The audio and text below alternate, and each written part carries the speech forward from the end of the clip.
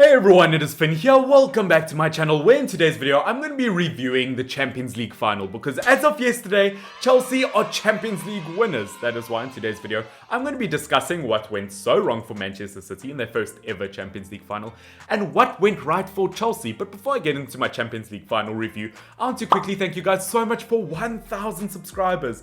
Guys, we did it. 1,000 subscribers. That is mental to think about. Thank you so much for your guys' support over the last few years.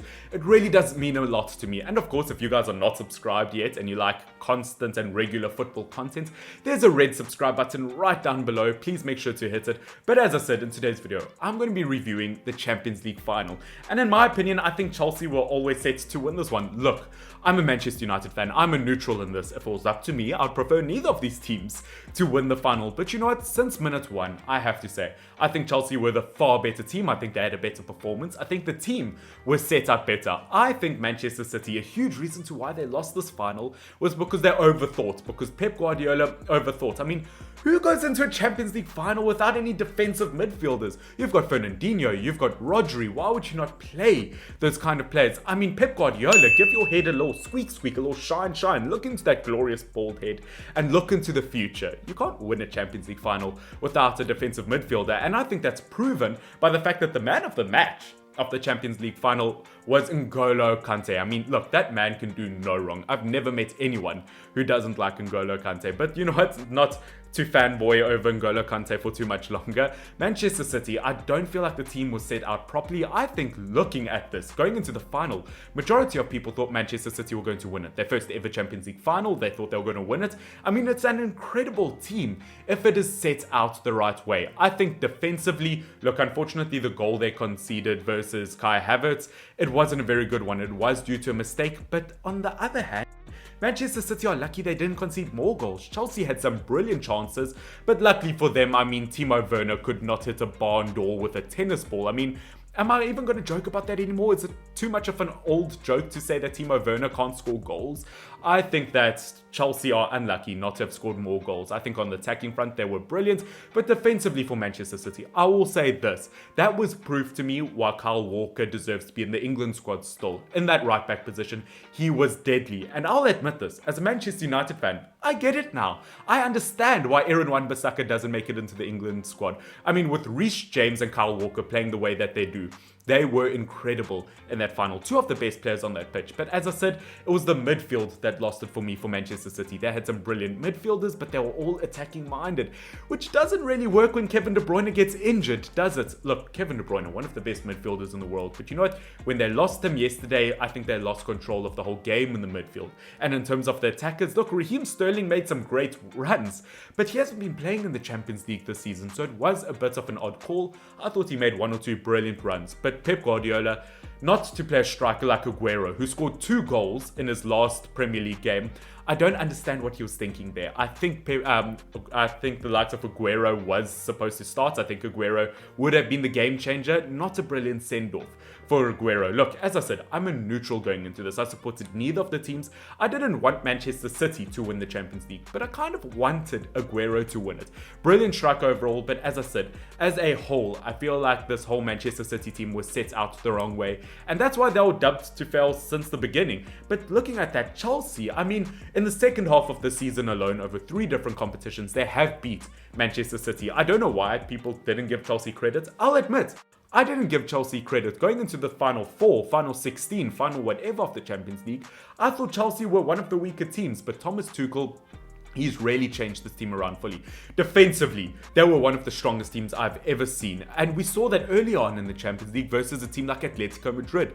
Chelsea defensively, one of the best teams you can actually get in the world at this stage. I didn't think of that initially because if you look at the individuals, I don't believe they have the best individuals. But you know what? Chelsea defensively, rock solid. As Piliqueta, what a leader at the back. I think Mendy had a few very, very good saves. I think Chilwell, in terms of his attacking ability, he's been brilliant. And we saw that when it came to the FA Cup final versus Leicester City.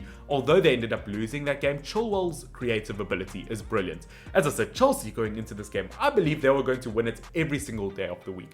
And in terms of Mason Mount, I've said this over and over and over again.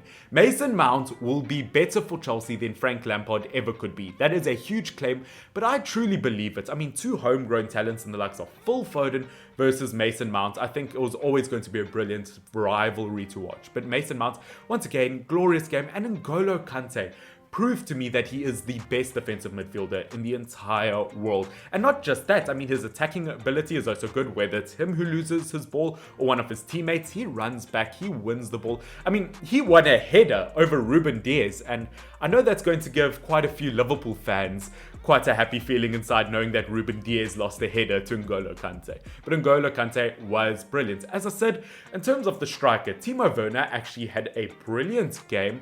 It's just the fact that he can't hit the target. That is the unfortunate part, which I don't know in the later stages if they should have brought on Tammy Abraham or Olivier Giroud. I think that would have been a good option. But you know what? Bringing on the likes of Pulisic, not a bad option. And of course, Kai Havertz to score his first ever Champions League goal. I mean, does that make up for his price tag? I mean, being one of the most expensive players of all time, I mean, does it make it up that he doesn't perform well but yet scores the goal to win the Champions League?